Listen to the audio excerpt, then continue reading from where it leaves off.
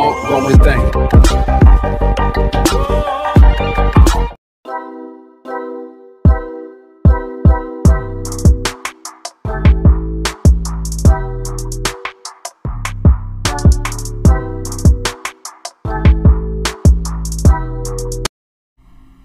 Hello friends, എല്ലാവർക്കും daily English class റൂമിൻ്റെ പുതിയൊരു ക്ലാസ്സിലേക്ക് സ്വാഗതം. ഇന്നത്തെ ക്ലാസ്സിൽ നമ്മൾ 9ാം ക്ലാസ്സിൻ്റെ ഇംഗ്ലീഷ് പരീക്ഷയുടെ ക്വസ്റ്റ്യൻ പേപ്പറാണ് ഡിസ്കസ് ചെയ്യാൻ പോകുന്നത്. അപ്പോൾ ഈ ഒരു ക്വസ്റ്റ്യൻ പേപ്പർ നമുക്കൊന്ന് നോക്കാം. 1 മുതൽ 7 വരെയുള്ള ചോദ്യങ്ങൾ ദ റേസ് എന്ന് പറയുന്ന പാഠത്തിൽ നിന്നുള്ള ചോദ്യങ്ങളാണ്. Read the excerpt from the story The Race and answer any 5 of the following questions. അപ്പോൾ ഇവിടെ നമുക്ക് 7 ചോദ്യങ്ങൾ തന്നിട്ടുണ്ട്. അതിൽ നല്ലവണ്ണം അറിയുന്ന 5 എണ്ണമാണ് എഴുതേണ്ടത്. Tarun started practicing zealously. Every day he would get up at 4 in the morning and run up to 10 miles. In the evenings he would time himself according to the 1000-meter distance prescribed by the competition. He wanted everything to be perfect. It was for the first time in his life that he was demanding such perfection in things he did, he thought. He always wanted someone to back him up, and so he told everything to his mother. Tarun practiced vigorously for 5 days and then promptly met Ramnarayan to collect his participation card. He gazed at the piece of paper on which his name had been printed boldly. It meant so much to him. ഈ ഒരു പാരഗ്രാഫുമായിട്ട് ബന്ധപ്പെട്ടിട്ടുള്ള 7 ചോദ്യങ്ങളാണ് ഇവിടെ ഉള്ളത്. ഒന്നാമത്തെ ചോദ്യം, what did Tarun do every morning? എല്ലാ ദിവസവും രാവിലെ തരുൺ എന്താണ് ചെയ്യുന്നത്? അപ്പോൾ അതിൻ്റെ ആൻസർ ഈ ഒരു ഭാഗത്തായിട്ട് ഉണ്ട്. അപ്പോൾ നമുക്കത് സെൻറ്റൻസ് ആക്കിയിട്ട് ഇങ്ങനെ എഴുതാം. Tarun would get up at 4 in the morning and run up to 10 miles.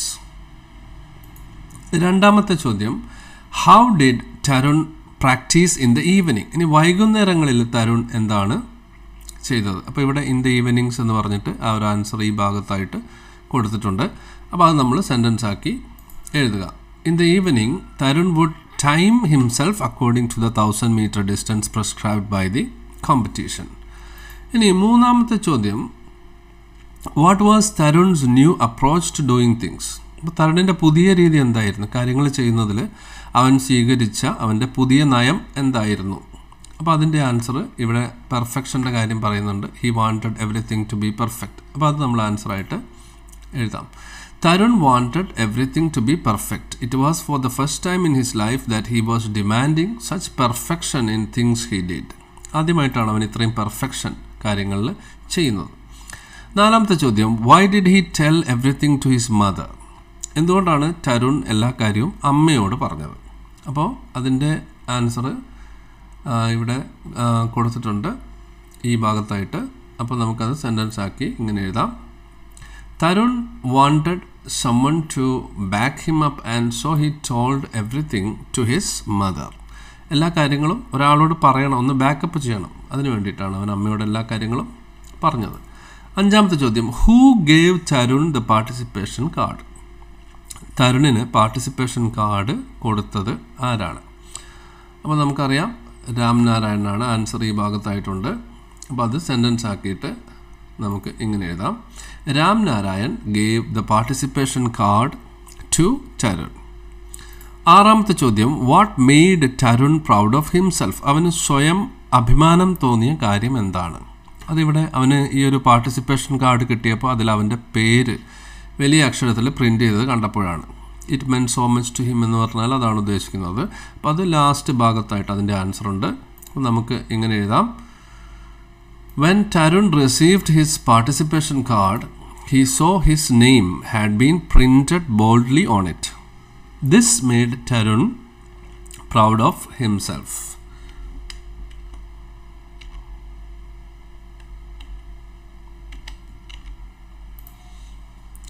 ഇനി ഏഴാമത്തെ ചോദ്യം, pick out the word which means with great enthusiasm and energy. വളരെ താല്പര്യത്തോടെ അതുപോലെ തന്നെ വളരെ എനർജിയോടെയും എന്നർത്ഥം വരുന്ന വാക്ക്. അപ്പോൾ ആ ഒരു വാക്ക് zealously എന്നുള്ള വാക്കാണ്. അപ്പോൾ zealously എന്നുള്ള വാക്ക് അതിൻ്റെ ആൻസറായിട്ട് എഴുതാം. ഇനി 8 മുതൽ 13 വരെയുള്ള ചോദ്യങ്ങൾ ബാങ് ദ ഡ്രം എന്ന് പറയുന്ന ആ ഒരു സോങ്ങുമായിട്ട് ബേസ് ചെയ്തിട്ടുള്ളതാണ്. അതിൽ നിന്ന് ഏതെങ്കിലും 4 ചോദ്യങ്ങളാണ് എഴുതാൻ പറഞ്ഞിരിക്കുന്നത്. അപ്പോൾ ഇവിടെ 6 ചോദ്യങ്ങളുണ്ട്. ഈ 6 ചോദ്യങ്ങളിൽ ഏതെങ്കിലും നന്നായിട്ട് അറിയുന്ന 4 എണ്ണമാണ് എഴുതേണ്ടത്. അപ്പോൾ ഒന്നാമത്തെ ചോദ്യം, 8ാമത്തെ ചോദ്യം, who is the you referred to in the song? ഇവിടെ യു ആൻഡ് ഐ എന്ന് പറയുന്നതിലെ യു ആരെയാണ് സൂചിപ്പിക്കുന്നത്? അപ്പോൾ അതിൻ്റെ ഉത്തരം സി ആണ്, അത്ലീറ്റ്സ്. അപ്പോൾ സി അത്ലീറ്റ്സ് ആണ് അതിൻ്റെ ശരിയായ ഉത്തരം. ഇനി 9ാമത്തെ ചോദ്യം, what is more important in a game? ഒരു മത്സരത്തിൽ എന്താണ് പ്രധാനപ്പെട്ടത്? അപ്പോൾ ഇവിടെ പറയുന്നുണ്ട്, it is not about winning, it's all about playing the game. അപ്പോൾ ജയിക്കുക എന്നുള്ളതല്ല, പങ്കെടുക്കുക എന്നുള്ളതാണ് ഗെയിമിൽ പ്രധാനപ്പെട്ടത്. അപ്പോൾ ആ കാര്യമാണ് ഇവിടെ സെൻറ്റൻസ് ആക്കി എഴുതുക. Playing the game is more important than winning in a game. ഇനി 10ാമത്തെ ചോദ്യം, which line suggest that the athletes from all over the world are participating in the games? അപ്പോൾ ഇതിൽ ഏത് വരിയാണ് ലോകത്തിലുള്ള എല്ലാ രാജ്യങ്ങളിൽ നിന്നുമുള്ള ആളുകൾ ഈ ഒളിമ്പിക്സിൽ പങ്കെടുക്കുന്നുണ്ട് എന്നർത്ഥം വരുന്ന ലൈൻസ് എടുത്തെഴുതാനാണ് പറഞ്ഞത്. അപ്പോൾ നമുക്കിവിടെ from the east, from the west എന്നുള്ള വരി എടുത്തെഴുതാം. From the east, from the west. അപ്പോൾ ഈ വരികളാണ് എടുത്തെഴുതേണ്ടത്. ഇനി 11ാമത്തെ ചോദ്യം, pick out an instance of alliteration from the given lines. ഇവിടെ ഉപയോഗിച്ചിട്ടുള്ള അല്ലിട്രേഷൻ എന്ന് വെച്ചാൽ ഒരു പ്രത്യേക ശബ്ദം, ഒരു കൺസണൻറ്റ് ശബ്ദം ഒരു വരിയിൽ അടുപ്പിച്ച് ആവർത്തിച്ച് വരുന്നതിനെയാണ് അല്ലിട്രേഷൻ എന്ന് പറയുന്നത്. അപ്പോൾ അതിൻ്റെ ഉദാഹരണം, ഫോളോ ദ ഫ്ലെയിം. ഈ ഒരു വരി നോക്കാം, burning to follow the flame. ഇവിടെ എഫ് എന്നുള്ള ശബ്ദം, ഇവിടെ വീണ്ടും എഫ് എന്നുള്ള ശബ്ദം. അപ്പോൾ ഇത് രണ്ടും അണ്ടർലൈൻ ചെയ്യുക കൂടി ചെയ്യണം. ഇനി 12ാമത്തെ ചോദ്യം, how can we reach for the sky according to the singer? എങ്ങനെയാണ് നമുക്ക് ഏറ്റവും ഉയരങ്ങളിൽ എത്താൻ കഴിയുക? അപ്പോൾ അതിൻ്റെ ആൻസർ നമുക്കിങ്ങനെ എഴുതാം, according to the singer the athletes can reach for the sky by performing well in the Olympics. അപ്പോൾ ഒളിമ്പിക്സിൽ നന്നായി പെർഫോം ചെയ്താൽ അവർക്ക് നല്ല ഒരു ഉയരങ്ങളിലെത്താൻ കഴിയും എന്നാണ് പറയുന്നത്. 13ാമത്തെ ചോദ്യം, the athletes are chasing a dash. അപ്പോൾ ചേസിങ് എ ഡ്രീം ആണ്. ഈ ഒരു വരിയിൽ അത് കൊടുത്തിട്ടുണ്ട്. അപ്പോൾ അതിൻ്റെ ആൻസർ ഡ്രീം എന്നാണ്. ഇനി 14ാമത്തെ ചോദ്യം, answer any one of the following questions. 5 മാർക്കിൻ്റെ ചോദ്യമാണ്. 2 ചോദ്യങ്ങൾ കൊടുത്തിട്ടുണ്ട്. അതിലേതെങ്കിലും ഒരെണ്ണമാണ് എഴുതേണ്ടത്. അപ്രീസിയേഷൻ എഴുതാനുള്ള ചോദ്യമാണ്. Song of the rain. അപ്പോൾ ഈ അപ്രീസിയേഷനിൽ നമ്മൾ പോയം എഴുതിയ ആളുടെ പേര്, എന്താണ് ഈ പോയത്തിൻ്റെ തീം, അതുപോലെ ഈ പോയത്തിൽ ഉപയോഗിച്ചിരിക്കുന്ന റൈം സ്കീം ഉണ്ടെങ്കിൽ അത്, റൈമിംഗ് വേർഡ്സ്, അതുപോലെ മറ്റ് figures of speech, simile, metaphor തുടങ്ങിയ കാര്യങ്ങൾ, അതുപോലെ തന്നെ ഇതിലുപയോഗിച്ചിട്ടുള്ള പ്രത്യേക സൗണ്ട് ഇഫക്റ്റുകൾ, അല്ലിട്രേഷൻ, അസൊണൻസ്, ഇങ്ങനെയുള്ള കാര്യങ്ങളൊക്കെ നമുക്ക് എഴുതാം. അപ്പോൾ ഇത് 14ാമത്തത് സോങ് ഓഫ് ദ റെയിൻ എന്ന പോയവുമായിട്ട് ബന്ധപ്പെട്ടതാണ്. അതിൻ്റെ അപ്രീസിയേഷനാണ്. 15ാമത്തത് on killing a tree, Gieve പട്ടേലിൻ്റെ ഓൺ കില്ലിങ് എ ട്രീ എന്ന് പറയുന്ന പോയത്തിൻ്റെ അപ്രീസിയേഷൻ. അപ്പോൾ ഇതിലേതെങ്കിലും ഒരെണ്ണമാണ് നമ്മളിവിടെ എഴുതേണ്ടത്. Appreciation of song of the rain, appreciation of on killing a tree. ഇനി 16ാമത്തെ ചോദ്യം നോക്കാം. ഒരു അൺഫെമിലിയർ പാസേജ് ആണ്. അതിൽ ഏതെങ്കിലും 5 ചോദ്യങ്ങൾക്കാണ് ഉത്തരം എഴുതേണ്ടത്. അപ്പോൾ ഇവിടെ 7 ചോദ്യങ്ങളുണ്ട്. അതിൽ 5 എണ്ണത്തിനാണ് ഉത്തരം എഴുതേണ്ടത്. Gibbons, there is a common belief that gibbons are monkeys. അപ്പോൾ ഗിബൺസ് എന്ന് പറയുന്ന ജീവികൾ കുരങ്ങാണെന്നുള്ള പൊതുവെ ഒരു തെറ്റിദ്ധാരണയുണ്ട്. But they are actually a part of the ape family. അവർ ഏപ്പ് ഫാമിലിയിൽപ്പെട്ടവരാണ്. The species consist of 24 types of gibbons including extinct ones. അപ്പോൾ 24 തരത്തിലുള്ള ഗിബൺസ് ഉണ്ട്. അതിൽ കുറേ എണ്ണമൊക്കെ എക്സ്റ്റിങ്ക്റ്റ്, വംശനാശം വന്നതാണ്. They are the inhabitants of South East Asia. സാധാരണയായി കാണാറുള്ളത് സൗത്ത് ഈസ്റ്റ് ഏഷ്യ രാജ്യങ്ങളിലാണ്.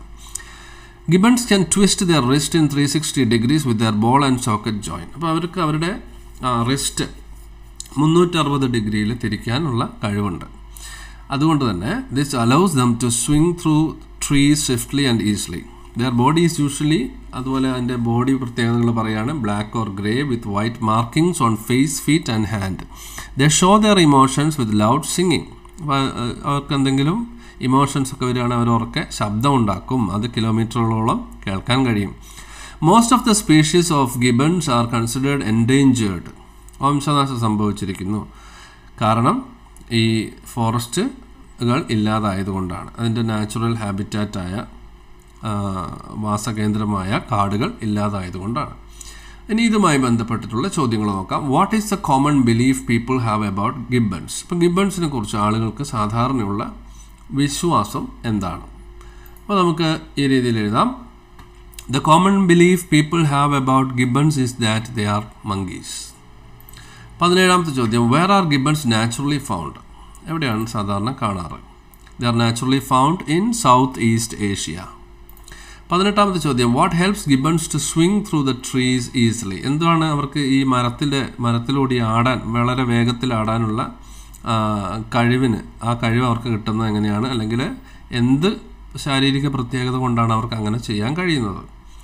അപ്പോൾ അതിൻ്റെ ആൻസർ നമുക്ക്, gibbons can twist their wrist in 360 degrees with their ball and socket joint. This helps them to swing through trees swiftly and easily.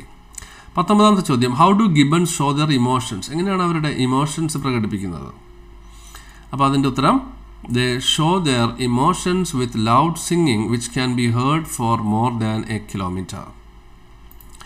20ാമത്തെ ചോദ്യം, identify the sentence which describes the bodily appearance of gibbon. ഇപ്പോൾ ഗിബൺസിൻ്റെ ശാരീരിക പ്രത്യേകതകളെക്കുറിച്ച് പറയുന്ന sentence എടുത്തെഴുതാനാണ് പറഞ്ഞിരിക്കുന്നത്. Their body is usually black or grey with white markings on face, feet and hand. 21ാമത്തെ ചോദ്യം, why are gibbons becoming endangered? ഇനി എന്തുകൊണ്ടാണ് ഇവർ വംശനാശം സംഭവിച്ച് പോകുന്നത്? അപ്പോൾ അതിൻ്റെ answer, gibbons are becoming endangered because of increasing loss of thick forest.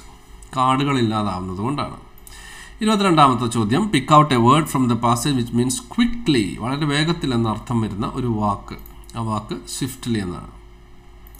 ഇനി 23ാമത്തെ ചോദ്യം എസ്സേ ചോദ്യമാണ്, 7 മാർക്കിൻ്റെ ചോദ്യമാണ്. ഇവിടെ 2 ചോയ്സ് ഉണ്ട്, അതിലേതെങ്കിലും ഒരെണ്ണമാണ് എഴുതേണ്ടത്. Behind the success of every person there will be an ഇൻസ്പയറർ.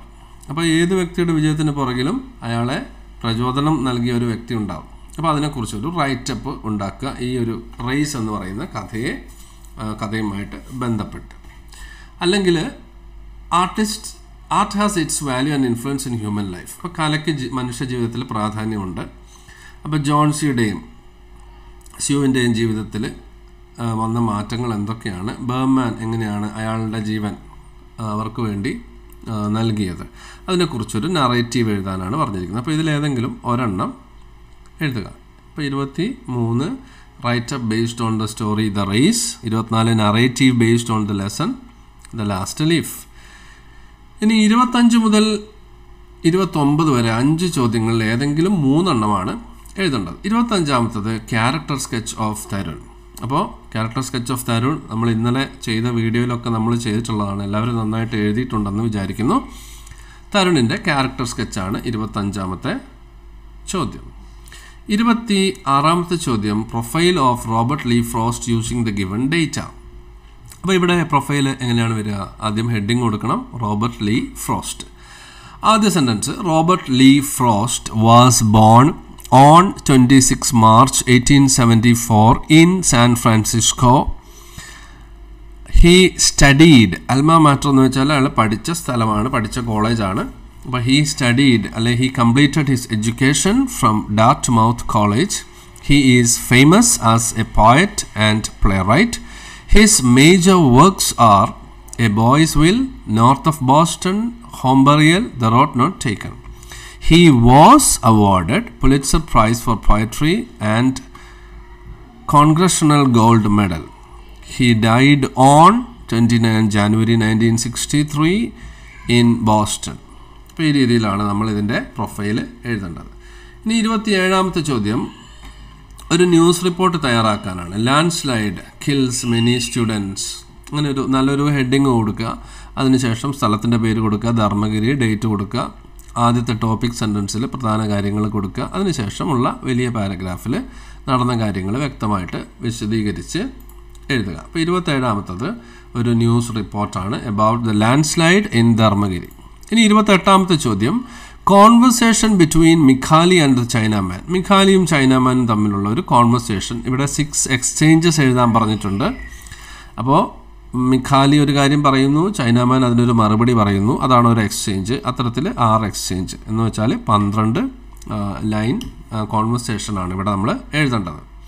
ഇനി 29ാമത്തെ ചോദ്യം, education is not limited to books. വിദ്യാഭ്യാസം എന്ന് പറയുന്നത് പുസ്തകത്തിൽ മാത്രം ഒതുങ്ങുന്നതല്ല. അപ്പോൾ ഗാന്ധിജിയുടെ വിദ്യാഭ്യാസത്തെക്കുറിച്ചുള്ള വീക്ഷണം, അതിനെക്കുറിച്ച് ഒരു പാരഗ്രാഫ് എഴുതാനാണ് നമ്മൾ പഠിച്ച ടോൾസ്റ്റോയ് ഫാം എന്ന് പറയുന്ന പാഠവുമായി ബന്ധപ്പെട്ട്. അപ്പോൾ ഇതിലേതെങ്കിലും 5 എണ്ണം എഴുതാം. ഇനി 30 മുതൽ 33 വരെ 4 ചോദ്യങ്ങളിൽ ഏതെങ്കിലും 3 എണ്ണം എഴുതാം. ഒന്ന് സ്പീച്ചാണ്. 30ാമത്തെ ചോദ്യം സ്പീച്ചാണ്, സ്പീച്ച് ടു കൺഗ്രാജുലേറ്റ് തരുൺ. 31ാമത്തത് ഡയറി എൻട്രി ഓഫ് സച്ചിൻ. 32ാമത്തത് notice about the staging of the drama listen to the mountain. 33 letter of Juliane Koepcke to her front.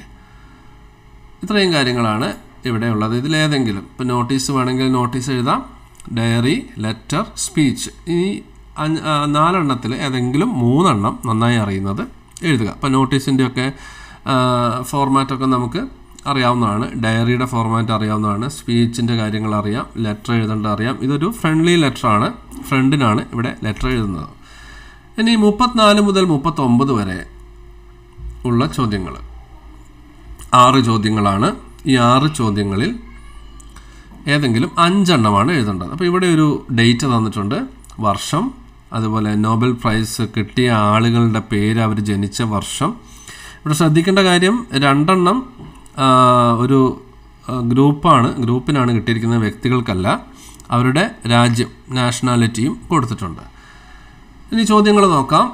Who is the youngest person among the Nobel prize winners? Nobel prize വിന്നേഴ്സിലെ ഏറ്റവും ചെറുപ്പക്കാരനായ വ്യക്തി ആരാണ്? അപ്പോൾ 34ാമത്തെ ചോദ്യത്തിൻ്റെ ഉത്തരം മലാല യൂസഫ്സായ്. 35ാമത്തെ ചോദ്യം, name the organisation which won the Nobel prize in 2015. 2015 Nobel സമ്മാനം കിട്ടിയ ഓർഗനൈസേഷൻ്റെ പേരാണ്. അപ്പോൾ ടുണീഷ്യൻ നാഷണൽ ഡയലോഗ് ക്വാർട്ടറ്റ്.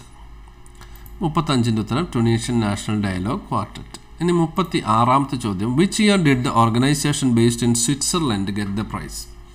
അപ്പോൾ സ്വിറ്റ്സർലൻഡിലുള്ള ഒരു ഓർഗനൈസേഷന് പ്രൈസ് കിട്ടിയ വർഷം ഏതാണ്? അപ്പോൾ സ്വിറ്റ്സർലൻഡ് നോക്കുമ്പോൾ ആ കിട്ടിയ വർഷം എന്ന് പറയുന്നത് 2017 ആണ്. അപ്പോൾ 36ാമത്തെ ചോദ്യത്തിൻ്റെ ഉത്തരം 2017. ഇനി 37ാമത്തെ ചോദ്യം, which country does Juan Manuel Santos belongs to? Juan Manuel സാന്റോസിൻ്റെ രാജ്യം ഏതാണ്? അപ്പോൾ കൊളംബിയ. അപ്പോൾ കൊളംബിയ എന്നതിൻ്റെ ഉത്തരം എഴുതുക. 38ാമത്തെ ചോദ്യം, who is the Indian among the winners? ഇതിൽ ഇന്ത്യക്കാരനായിട്ടുള്ള വ്യക്തി ഏതാണ്? അപ്പോൾ കൈലാഷ് സത്യാർത്ഥി. 39ാമത്തെ ചോദ്യം, international campaign to abolish nuclear war weapon was founded in the year. അപ്പോൾ ഈ ഒരു ഓർഗനൈസേഷൻ ആരംഭിച്ച വർഷമാണ് ചോദിച്ചിരിക്കുന്നത്. അതിവിടെ ബ്രാക്കറ്റിൽ ഫൗണ്ടഡ് എന്ന് പറഞ്ഞ് കൊടുത്തിട്ടുണ്ട്. അപ്പോൾ 2007 ആണ് അതിൻ്റെ ശരിയായ ഉത്തരം. ഇനി 40ാമത്തെ ചോദ്യം നോക്കുക. ഒരു കോൺവെർസേഷൻ കംപ്ലീറ്റ് ചെയ്യാനുള്ള ചോദ്യമാണ്. ജോൺസിയും സ്യൂവും തമ്മിലുള്ള കോൺവെർസേഷനാണ്. Johnsy, excuse me, may I sit here? ഞാനിവിടെ ഇരുന്നോട്ടെ? Of course. അപ്പോൾ ഇവിടെ ഒരു പ്രത്യേകിച്ച് ചിഹ്നമൊന്നുമില്ല. അപ്പോൾ ഇവിടെ ഒരു സെൻറ്റൻസ് ആണ്. അപ്പോൾ നമുക്കിവിടെ of course you can sit here എന്ന് കൊടുക്കാം. You can sit here. ഇനി thank you, all the table seem to be engaged. This restaurant is busy throughout the day. Comma dash question mark. അപ്പോൾ ഇവിടെ ഒരു question tag ആണ് വേണ്ടത്. അപ്പോൾ ഈ ഒരു സെൻറ്റൻസിൻ്റെ ക്വസ്റ്റ്യൻ ടാഗ് ഈസിൻറ്റ് ഇറ്റ്. അടുത്ത ചോദ്യം, yes it's the cheapest and the best in town dash question. ഇവിടെ ഒരു ചോദ്യം ചോദിച്ചിട്ടുണ്ട്. അതിൻ്റെ answer no, I am not a tourist. അപ്പോൾ ഒരു യെസ് ഓർ നോ ക്വസ്റ്റ്യൻ ആണ്. അപ്പോൾ ആർ യു എ ടൂറിസ്റ്റ് എന്ന് നമുക്ക് ചോദിക്കാം. അടുത്ത ചോദ്യം, wonderful, if you don't mind dash. If you don't mind can you arrange an accommodation for me, അല്ലെ can you help me in finding an accommodation എന്നുള്ള ഒരു റിക്വസ്റ്റാണ് ഇവിടെ വരുന്നത്. അപ്പോൾ നമ്മളതിൻ്റെ ആൻസറായിട്ട് can you help me finding an accommodation, can you help me finding an accommodation എന്ന് എഴുതാം.